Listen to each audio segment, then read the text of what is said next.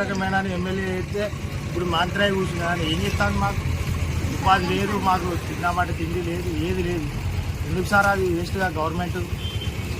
ఇప్పుడు ఈ కూలగొట్టిన ఎందుకు కూలగొడతాలని మీకు తెలుసా? అసలు మాకు తెలియదు సార్, ఎవరు నోటీస్ చేయలేదు, ఏం చేయలేదు సార్. కేసీఆర్ గవర్నమెంట్ ఉన్నప్పుడు అని ఇంత కూడా మాకు ఏం జరగలేదు. కానీ ఈ కాంగ్రెస్ గవర్నమెంట్ గెలిపించింది మాకు వేస్ట్ అవుతారు. ప్రపంచ సుందరిమణులు ఇట్లకెళ్ళి పోతాలాడ, అందుకే మీ దేశత్వాలు ప్రపంచ సుందరమాలు పోతే వాళ్ళకి మాకేం సార్ సంబంధం? వాళ్ళు ఎక్కడి నుంచో అవుట్ ఆఫ్ కంట్రీ నుంచి వచ్చింది, ఇక్కడ ఉన్న వాళ్ళకి తీసుకునేదా సార్? ఇక్కడ గవర్నమెంట్ దానికి ప్రపంచంలో మాకేం సార్ సంబంధం? We are educated sir, from they are coming from out of countries. అసలు దానికి మాకు సంబంధమే లేదు కదా సార్. అట్లా వాళ్ళు వచ్చిన మిమ్మల్ని తీసేస్తా అంటే మీకు ఎట్లున్నది? మరి వాళ్ళకి ఓటే గెలిపించుకోమని చెప్పారు సార్. మా జీవితము మా కొడుకు మా కొడుకు పింఛనత్తలేదు నాన్న.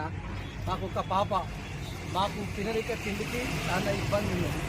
నా దగ్గర కష్టం చేద్దామని సాధన అవుతుంది, ఏదో దీని మీద బతుకుదామని పెట్టుకున్నాను నాయన.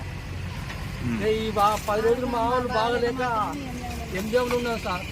ఎంజేవులు ఉంటే ఇక వచ్చేటప్పటికి గుడ్చంతా కూడా వీకిండు ఎత్తేసి ఆ గుడ్డ తీసి దీని మీద మాకు ఇప్పుడు కష్టం అవుతుంది తీసుకొని.